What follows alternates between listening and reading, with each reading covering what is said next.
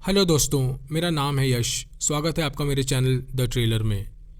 आज की कहानी एक ऐसी बैंक रॉबरी के बारे में है जिसे अर्जेंटीना के इतिहास की सबसे बड़ी और सबसे बेहतरीन बैंक रॉबरी कहा जाता है।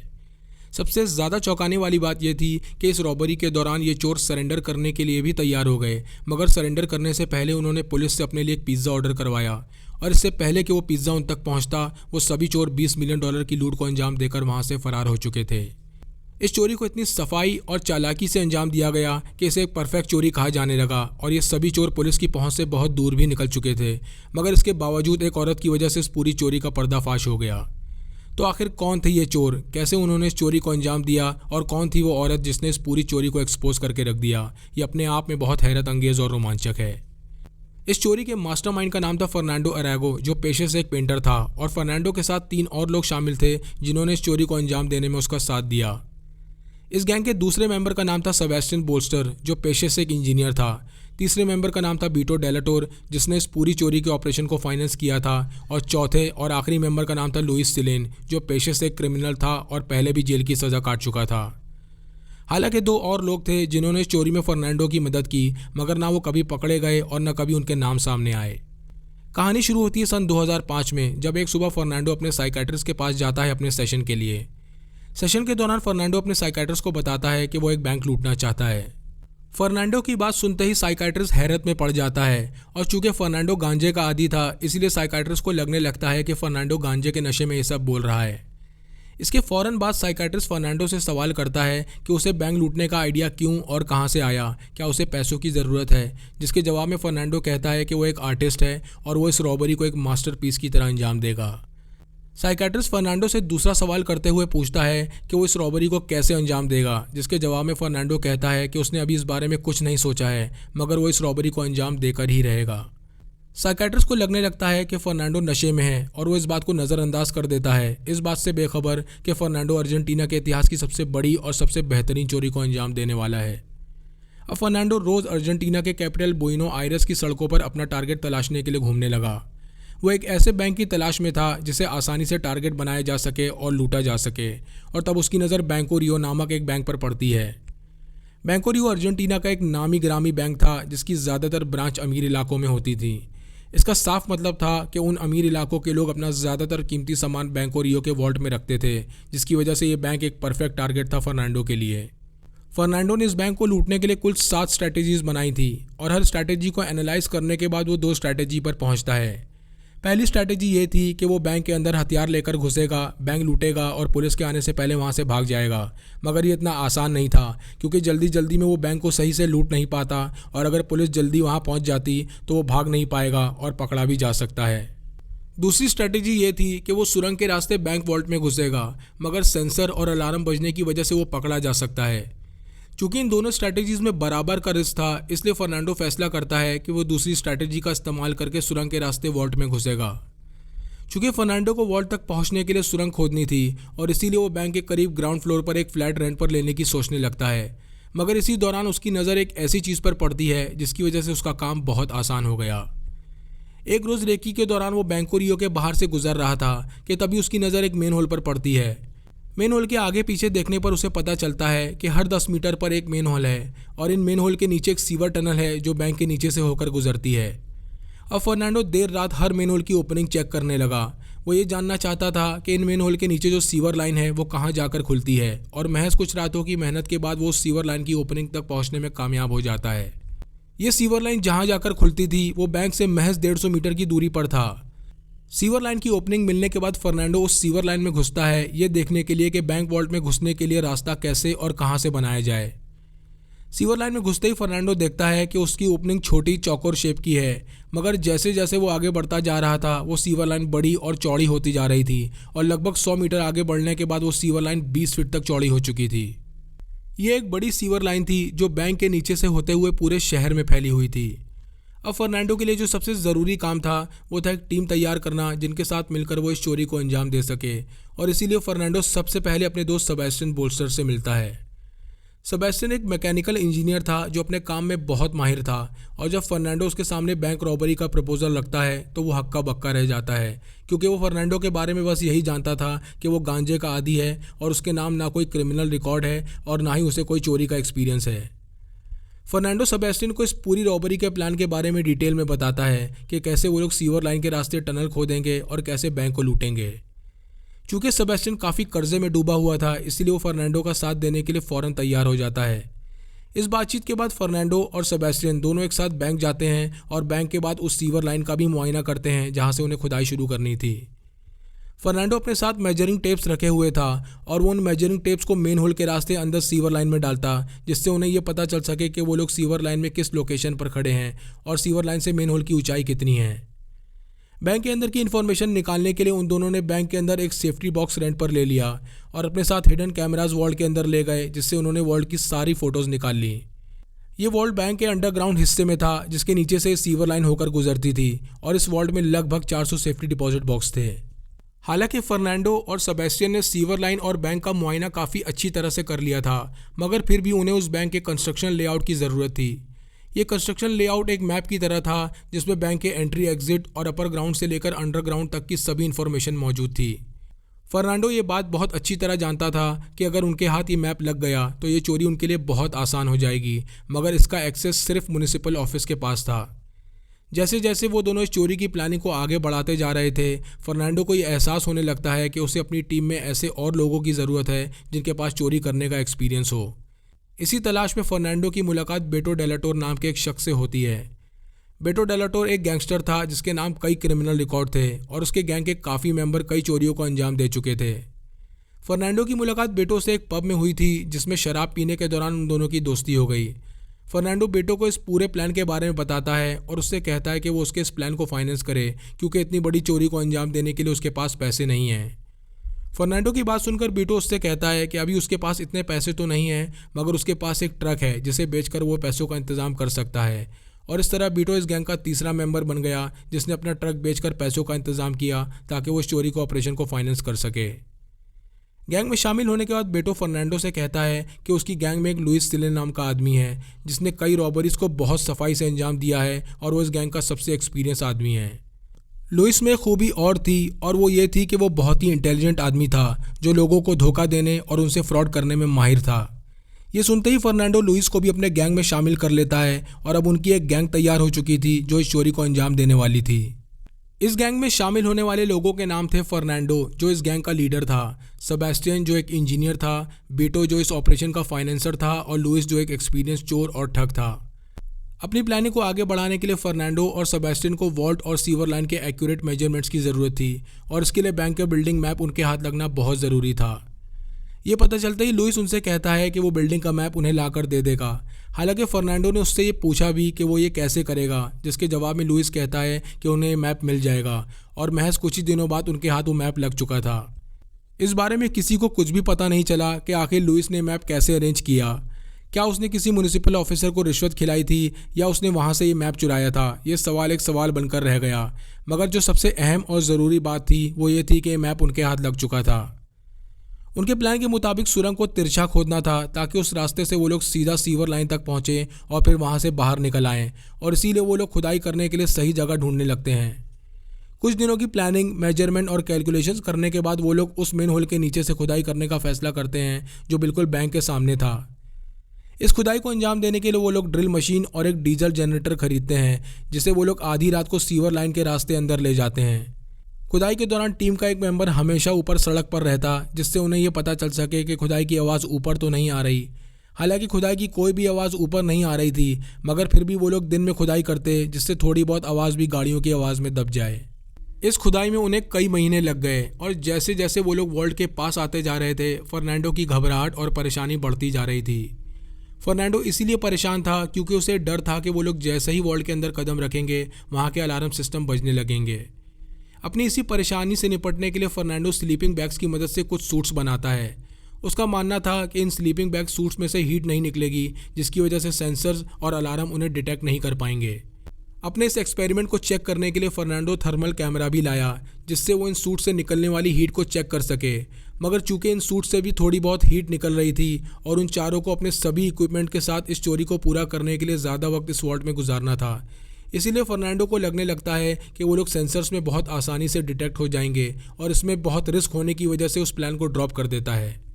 अब फर्नांडो का ज़्यादा से ज़्यादा वक्त इस सोच में गुजरने लगा कि आखिर वो लोग वॉल्ट के अंदर कैसे घुसेंगे, वो भी बिना डिटेक्ट हुए। और तब उसके दिमाग में एक हैरत अंगेज आइडिया आता है जिसने इस पूरी प्लानिंग को बदल कर रख दिया। हालांकि फर्नांडो और उसकी टीम का प्लान था कि वो लोग सुरंग खोदकर वॉल्ट के अंदर घुसेंगे, मगर वॉल्ट अलार्म और सेंसर से बचने के लिए फर्नांडो फैसला करता है कि अब वो लोग हथियार लेकर बैंक के मेन गेट से अंदर घुसेंगे और इस सुरंग का इस्तेमाल बैंक से फरार होने के लिए करेंगे।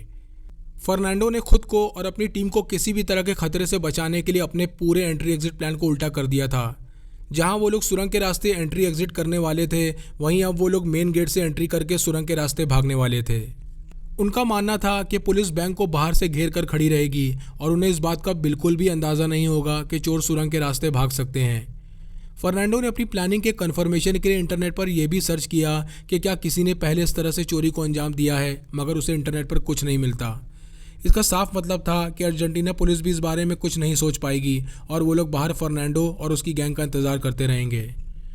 अपने प्लान में चेंजेस करने के बाद फर्नांडो के लिए जो आखिरी काम बचा था वो था हथियार का इंतज़ाम करना, और इसकी जिम्मेदारी उठाता है बीटो, जो एक गैंगस्टर था और इस ऑपरेशन का फाइनेंसर भी। इस ऑपरेशन में जो हथियार इस्तेमाल हुए वो बहुत अलग थे, जिसके बारे में जब पुलिस को पता चला तो उनके पैरों तले ज़मीन सरक गई।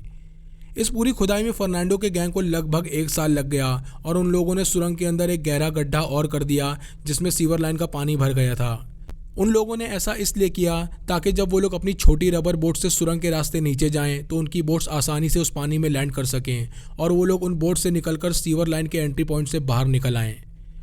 वो लोग अभी अपना एग्जिट प्लान डिस्कस कर ही रहे थे कि तभी लुइस कहता है कि अगर पुलिस को उनके भागने के फ़ौरन बाद ही सुरंग का रास्ता मिल गया तो पुलिस उन्हें सीवर लाइन के एग्जिट पॉइंट पर ही घेर सकती है और वो लोग पकड़े जा सकते हैं। लुइस की बात सुनने के बाद फर्नांडो कुछ सोच में पड़ जाता है और फिर वो अपना मास्टर स्ट्रोक खेलता है। फर्नांडो अपनी गैंग के सभी लोगों से कहता है कि अब वो लोग सीवर लाइन के एग्जिट पॉइंट से नहीं बल्कि उसके ऑपोजिट डायरेक्शन में जो सीवेज ओपनिंग है जो मेन होल पर जाकर खुलती है वहाँ से भागेंगे।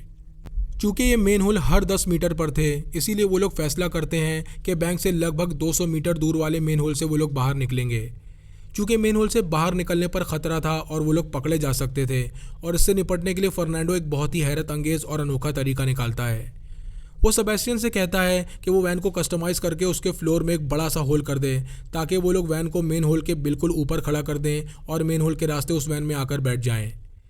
इस वैन का इंतज़ाम भी बीटो ने ही किया था जो इस ऑपरेशन का फाइनेंसर था, और एक सुबह जब गैंग के सभी मेंबर सेबेस्टियन के साथ मिलकर इस वैन को कस्टमाइज़ कर रहे थे कि तभी बेटो की गर्लफ्रेंड वहाँ आ जाती है। बेटो की गर्लफ्रेंड को देखते ही फर्नांडो उससे पूछता है कि वो यहाँ क्या कर रही है, जिसके जवाब में बेटो उससे कहता है कि उसे अपनी गर्लफ्रेंड पर पूरा भरोसा है और इसमें कोई परेशानी वाली बात नहीं है। ये वही बेटो की गर्लफ्रेंड थी जो आगे चलकर उनके लिए एक बहुत बड़ी मुसीबत बन गई और जिसने इस परफेक्ट चोरी का पर्दाफाश करके रख दिया। वैन में कस्टमाइजेशन होने के बाद उन्हें तलाश थी एक ड्राइवर की जो वैन लेकर वहाँ उनका इंतज़ार करे। इस वैन का ड्राइवर वही शख्स था जिसकी पहचान आज तक सामने नहीं आई। अब वो लोग लगभग पूरी तरह तैयार थे इस बैंक को लूटने के लिए, मगर एक आखिरी काम अब भी बचा था और वो था सेफ्टी डिपॉजिट बॉक्स को जल्दी खोलने के लिए एक टूल का इंतज़ाम करना। उस वॉल्ट में सैकड़ों डिपॉजिट बॉक्स थे जिन्हें हथौड़ी और छेनी से खोलना मुमकिन नहीं था और इसमें काफ़ी वक्त भी लगता। इसलिए सेबेस्टियन अपनी इंजीनियरिंग का कमाल दिखाते हुए एक हाइड्रोलिक टूल बनाता है जिसका नाम था कैनन। इस हाइड्रोलिक टूल को इस तरह बनाया गया था कि इससे हर सेफ्टी डिपॉजिट बॉक्स को महज 7 सेकंड में खोला जा सकता था, और अब वो लोग पूरी तरह तैयार थे इस लूट को अंजाम देने के लिए। उन लोगों का प्लान था कि वो लोग वॉल्ट लूटने के बाद सुरंग के इस रास्ते से अपनी बोट्स के साथ नीचे सीवर सिस्टम में जाएंगे और फिर वहाँ से 200 मीटर दूर उस मेन होल तक पहुँचेंगे जिसके ऊपर उनकी वैन खड़ी पहले से ही उनका वहाँ इंतज़ार कर रही होगी, और फिर वहाँ से फरार हो जाएंगे। 13 जनवरी सन 2006 को आखिरकार वो दिन आ गया जिस दिन वो लोग इस बैंक रॉबरी को अंजाम देने वाले थे। लूट की शुरुआत से पहले ही सेबेस्टियन ने उस सीवर लाइन में रबर बोट्स और अपने सभी इक्विपमेंट्स रख दिए जिसकी उन्हें ज़रूरत पड़ने वाली थी, और उस सुरंग से चढ़कर बैंक की दीवार तक पहुंच गया और अपने साथियों के सिग्नल का इंतजार करने लगा। गैंग के बाकी 3 मेंबर फर्नांडो, बेटो और लुइस बैंक के बाहर मिलते हैं। उन लोगों ने अपने चेहरे मास्क से ढके हुए थे और उन्हें जैसे ही लगता है कि अब वो लोग पूरी तरह तैयार हैं, वो तीनों अपने हथियार लेकर बैंक के अंदर घुस जाते हैं। बैंक के अंदर घुसते ही वो लोग बैंक के सभी एम्प्लॉयज़ और कस्टमर को बंदी बना लेते हैं और उनसे कहते हैं कि वो सभी लोग ज़मीन पर उल्टे लेट जाएं। बैंक सिक्योरिटी गार्ड उस वक्त अपने कंट्रोल रूम में था और वो जैसे ही कैमरे पर ये सब कुछ देखता है वो फ़ौरन अपना दरवाज़ा अंदर से लॉक कर लेता है और पुलिस को इसकी खबर दे देता है। चूँकि ये मामला बैंक से जुड़ा था इसीलिए महज कुछ ही मिनटों में पुलिस वहाँ पहुँच जाती है और बैंक को चारों तरफ से घेर लेती है। फर्नांडो को जब ये अंदाज़ा हो जाता है कि पुलिस ने बैंक को चारों तरफ से घेर लिया है तब वो फैसला करता है कि वो अपनी ट्रिक का इस्तेमाल करेगा जिसका नाम था कोकोआ प्लान। इस प्लान के तहत वो एक बंदी के सर पर बंदूक लगाकर उसके साथ बैंक से बाहर आ जाता है जिससे पुलिस वालों को ये लगे कि फर्नांडो बैंक से भागना चाह रहा है, मगर फर्नांडो फिर वापस बैंक के अंदर चला जाता है। फर्नांडो के ऐसा करने के पीछे सबसे बड़ी वजह यह थी कि वो पुलिस को गुमराह करना चाहता था और ये दिखाना चाहता था कि वो लोग पुलिस के आने से पहले यहाँ से भागना चाहते थे मगर भाग नहीं पाए। फर्नांडो का ये प्लान काम कर गया और जैसे ही पुलिस कमांडर वहाँ पहुँचा उसे एक पुलिस ऑफिसर ने बताया कि चोर इस बैंक के मेन गेट से भागने ही वाले थे, मगर क्योंकि वो लोग जल्दी पहुँच गए इसीलिए वो लोग भाग नहीं पाए। पुलिस कमांडर को लगने लगता है कि चोरों के पास भागने का कोई दूसरा रास्ता नहीं है और यही फर्नांडो चाहता था। फर्नांडो और उसकी गैंग के लिए वो गार्ड एक मुसीबत बनता जा रहा था क्योंकि उसने खुद को कंट्रोल रूम में लॉक कर लिया था और वो डायरेक्ट पुलिस के कांटेक्ट में था। इसका साफ मतलब था कि अगर वो लोग सुरंग के रास्ते बैंक से भागेंगे तो वो उन्हें कैमरे में देख लेगा और इस बात की खबर पुलिस को दे देगा। उन लोगों के लिए बहुत ज़रूरी था कि वो किसी भी तरह उस गार्ड को कंट्रोल रूम से बाहर निकालें और इसके लिए लुइस उस गार्ड से कहता है कि अगर वो बाहर नहीं आया तो कुछ बहुत बुरा हो जाएगा। ये सुनने के बाद भी जब सिक्योरिटी गार्ड बाहर नहीं आता तब लुइस एक बैंक एम्प्लॉय के सर पर बंदूक रखकर कहता है कि अगर वो बाहर नहीं आया तो वो इस बैंक एम्प्लॉय को गोली मार देगा। पहले तो गार्ड पर इस बात का कोई असर नहीं होता, मगर जब वो बैंक एम्प्लॉय घबराकर ज़ोर ज़ोर से रोने लगी और गार्ड से कहने लगी कि वो उसे बचा ले, तब गार्ड कंट्रोल रूम का दरवाज़ा खोलकर बाहर आ जाता है और अपनी गन टेबल पर रखकर सरेंडर कर देता है। बाहर आने के बाद लुइस गार्ड को अच्छी तरह चेक करता है और उसका फ़ोन लेकर उसे बैंक के बाहर छोड़ आता है। गार्ड के बैंक से बाहर आते ही कमांडर उससे पूछता है कि अंदर क्या चल रहा है और कितने लोग हैं, जिसके जवाब में गार्ड बताता है कि बैंक के अंदर 3 हथियारबंद चोर हैं जिन्होंने लगभग 30 लोगों को बंदी बना रखा है और उन सबके फ़ोन्स अपने कब्जे में ले लिए हैं। इसी दौरान पुलिस कमांडर की नज़र एक चोर पर पड़ती है जो खिड़की से उनकी तरफ ये इशारा कर रहा था कि वो गार्ड के फ़ोन पर कॉल करें। उधर सेबेस्टियन भी सुरंग के अंदर बैंक वॉल्ट की दीवार पर सिग्नल का इंतजार कर रहा था कि तभी फर्नांडो वॉकी टॉकी पर उससे कहता है कि वो बैंक की दीवार में ड्रिल मशीन से गड्ढा करना शुरू करे और साथ ही साथ फर्नांडो खुद उस जगह से फाइल की अलमारी को सरकाना शुरू करता है जहां सेबेस्टियन गड्ढा कर रहा था। अलमारी सरकने की आवाज़ से सेबेस्टियन को पता लगता है कि वो सही जगह गड्ढा कर रहा है और महज कुछ ही देर में उस दीवार में गड्ढा करके सेबेस्टियन बैंक वॉल्ट के अंदर पहुंच चुका था। बैंक वॉल्ट के अंदर पहुंचने के बाद सेबेस्टियन अपना हाइड्रोलिक टूल कैनन निकालता है और सेफ डिपॉजिट बॉक्सेस को खोलना शुरू करता है। उनका प्लान था कि वो लोग 2 घंटे के अंदर लगभग 400 डिपॉजिट बॉक्सेस को खोलकर लूटेंगे। जहां एक तरफ फर्नांडो और सेबेस्टियन सेफ्टी डिपॉजिट बॉक्सेस को खोलने में लगे हुए थे, वहीं बेटो और लुइस बंदियों को संभाल रहे थे और साथ ही साथ पुलिस का ध्यान भटका रहे थे ताकि उन्हें ज़्यादा से ज़्यादा समय मिल सके इस लूट को अंजाम देने के लिए। चूँकि लुइस ठगी और फ्रॉड में माहिर था और इसीलिए वही पुलिस से हर बार फ़ोन पर अलग अलग बातें करके उनका ध्यान भटका रहा था। वो हर बार अपनी आवाज़ बदल बदल कर पुलिस कमांडर से बात करता जिसकी वजह से पुलिस कमांडर भी हैरत में पड़ गया। इसी दौरान पुलिस कमांडर लुइस से पूछता है कि उनकी डिमांड्स क्या हैं, जिसके जवाब में लुइस कहता है कि वो लोग बैंक लूटकर बिना किसी को नुकसान पहुंचाए भागने वाले थे, मगर क्योंकि पुलिस बहुत जल्दी आ गई इसीलिए वो लोग भाग नहीं पाए और उनकी डिमांड्स बस इतनी है कि उन्हें यहाँ से निकलने दिया जाए। इस बातचीत के दौरान पुलिस कमांडर अपनी दूरबीन से खिड़की के जरिए लुइस पर नज़र रखे हुए था। वो देखता है कि लुइस एक चेयर पर बैठा है और उसने अपने दोनों पैर क्रॉस करके टेबल के ऊपर रखे हुए हैं। ऐसा लग रहा था जैसे वो अपने ऑफिस में बैठकर कोई बिजनेस कॉल ले रहा हो। इसी दौरान पुलिस कमांडर लुइस से कहता है कि वो लोग सभी बंदियों को जाने दें और वो लोग उन्हें बिना कोई नुकसान पहुंचाए यहाँ से जाने देंगे। ये सुनते ही लुइस ज़ोर से हंसने लगता है और पुलिस कमांडर से कहता है कि उसे जेल से निकले हुए अभी ज़्यादा टाइम नहीं हुआ है और उसने जेल में लगभग 15 साल गुजारे हैं, इसीलिए वो उनकी सभी ट्रिक्स के बारे में जानता है और अगर उन्होंने कोई भी चालाकी दिखाने की कोशिश की तो उन्हें किसी बंदी की जान से हाथ धोना पड़ सकता है। ये सुनते ही कमांडर लुइस से कहता है कि वो बस एक बंदी को छोड़ दें जिससे उन्हें ये यकीन हो जाए कि सभी सही सलामत हैं, मगर लुइस कमांडर से कहता है कि वो गार्ड को पहले ही छोड़ चुका है और फ़ोन रख देता है। लुइस इसी तरह हर थोड़ी देर में पुलिस कमांडर को फ़ोन करता, उससे बात करता और फिर फ़ोन रख देता, जिसकी वजह से फर्नांडो और सेबेस्टियन को ज़्यादा से ज़्यादा टाइम मिल रहा था वॉल्ट को लूटने के लिए और इसी तरह 2 घंटे निकल गए। हालांकि फर्नांडो और सेबेस्टियन ने जो टारगेट बनाया था कि वो 2 घंटे में 400 बॉक्स लूटेंगे वो उसे पूरा नहीं कर पाए। वो सिर्फ 198 सेफ डिपॉजिट बॉक्स को ही खोल पाए क्योंकि हाइड्रोलिक मशीन ने ज़्यादा हीट होने की वजह से काम करना बंद कर दिया था, मगर फिर भी वो इस लूट में $20 मिलियन का कीमती सामान लूटने में कामयाब हो गए। लूट का सारा सामान बैग में भरने के बाद फर्नांडो लुइस को कॉल करता है और उससे कहता है कि अब उन्हें यहाँ से निकलना होगा। ये सुनते ही पुलिस का ध्यान भटकाने के लिए लुइस फिर से पुलिस कमांडर को फ़ोन करता है और उससे कहता है कि वो लोग सरेंडर करना चाहते हैं, मगर वो ये बात बहुत अच्छी तरह जानता है कि उन्हें गिरफ्तार करने के बाद पुलिस वाले उन्हें बहुत ज़्यादा लंबे समय तक भूखा रखेंगे और इसीलिए वो चाहता है कि सरेंडर करने से पहले पुलिस उनके लिए और बंदियों के लिए पिज़्ज़ा मंगाए। लुइस की बात सुनकर कमांडर फ़ौरन राज़ी हो जाता है, मगर लुइस कमांडर को एक इटालियन रेस्टोरेंट के बारे में बताता है और कहता है कि उन्हें पिज़्ज़ा इसी इटालियन रेस्टोरेंट से मंगा कर दे। ये इटालियन रेस्टोरेंट बैंक से काफ़ी दूर था और यहाँ से पिज़्ज़ा मंगाने की सबसे बड़ी वजह यह थी कि उनके गैंग को बैंक से भागने के लिए ज़्यादा से ज़्यादा टाइम मिल सके। इस कॉल के बाद लुइस अपने सारे कॉन्टैक्ट पुलिस से ख़त्म कर देता है और बेटो सभी बंदियों से कहता है कि वो चुपचाप ज़मीन पर लेटे रहें और किसी ने भी हिलने की कोशिश की तो वो उन्हें गोली मार देंगे। उधर फर्नांडो और सेबेस्टियन ने भी लूट से भरे बैग्स को उस सुरंग में रखना शुरू कर दिया था जिससे वो लोग भागने वाले थे और इसी दौरान लुइस और बेटो भी वहाँ पहुँच जाते हैं और उनकी मदद करने लगते हैं। भागने से पहले उन सभी ने अपने हथियार एक कपड़े के ऊपर रखकर वहीं छोड़ दिए। ये हथियार उन्होंने वहाँ क्यों छोड़े ये जब पुलिस को पता चला तो उनके होश उड़ गए। वॉल्ट की दीवार के गड्ढे से निकलने के बाद उन्होंने उस फाइल की अलमारी को वापस उस गड्ढे के मुंह के पास सरका दिया जिससे किसी को ये न पता चले कि वो लोग कहाँ से भागे हैं। सुरंग में पहुंचने के बाद वो लोग अपनी रबर बोट्स में बैठते हैं और उस सुरंग के रास्ते नीचे सीवर लाइन तक पहुंच जाते हैं जहां से वो लोग 200 मीटर दूर उस मेन होल तक पहुंचते हैं और फिर उस सीढ़ी की मदद से अपनी वैन तक पहुंचते हैं और वहां से फरार हो जाते हैं। यहां से भागने के बाद वो लोग सीधा अपने सेफ हाउस पहुंच जाते हैं जहां वो लोग वैन को गैराज के अंदर छुपा देते हैं। वैन छुपाने के बाद फर्नांडो टीवी ऑन करता है ये देखने के लिए कि बैंक के बाहर क्या चल रहा है। न्यूज़ देखकर फर्नांडो की हंसी निकल जाती है क्योंकि पुलिस अभी भी बैंक के बाहर खड़ी उनके सरेंडर करने का इंतजार कर रही थी और वो लोग यहाँ आराम से टीवी के सामने बैठकर सेलिब्रेट कर रहे थे।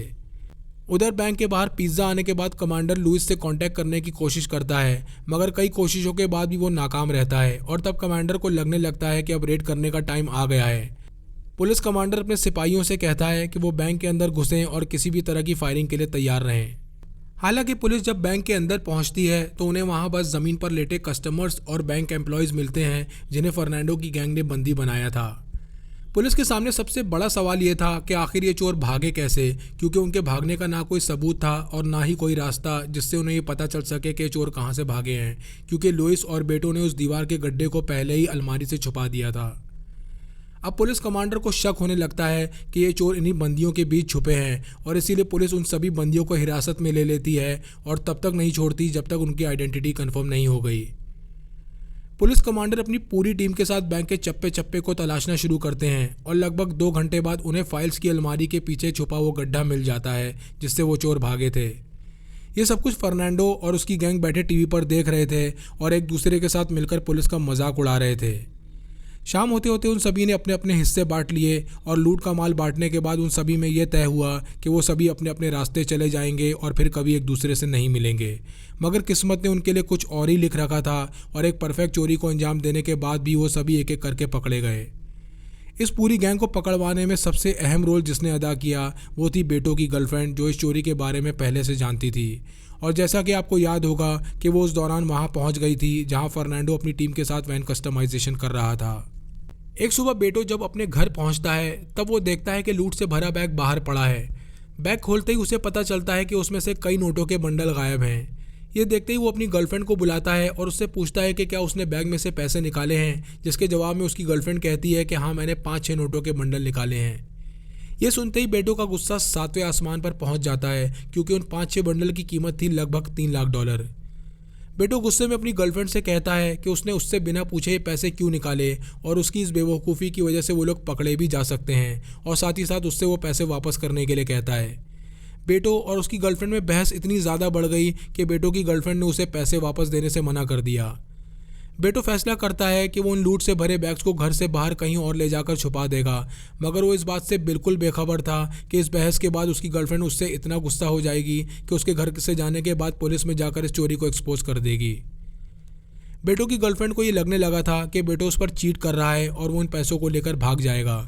बेटो की गर्लफ्रेंड की इस कंप्लेंट के बाद उसे गिरफ्तार कर लिया जाता है और जब उससे उसके बाकी साथियों के बारे में पूछा जाता है तो वो उनके बारे में कुछ भी बताने से मना कर देता है। क्योंकि बेटो की गर्लफ्रेंड गैंग के बाकी मेंबर्स को जानती थी, जिसकी वजह से उनकी शिनाख्त हो गई और पुलिस ने भी उनके खिलाफ अरेस्ट वारंट जारी करके उन्हें ढूंढना शुरू कर दिया। महज कुछ ही दिनों बाद वो सभी पुलिस के हाथ लग जाते हैं, मगर पुलिस के लिए जो सबसे ज़्यादा परेशानी वाली बात थी कि वो इस लूट के माल को बरामद नहीं कर पाए, क्योंकि उन लोगों ने लूट के माल को अलग अलग जगह छुपाया था और वो इसे कबूल नहीं रहे थे।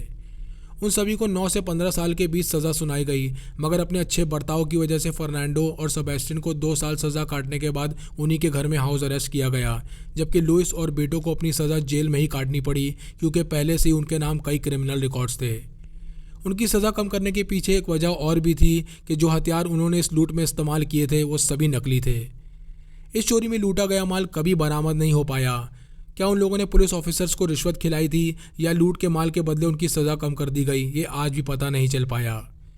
ये थी कहानी अर्जेंटीना के उन शातिर चोरों की जिन्होंने नकली बंदूकों के दम पर अर्जेंटीना की सबसे बड़ी और परफेक्ट चोरी को अंजाम दिया, मगर एक औरत की बेवकूफ़ी की वजह से पकड़े गए।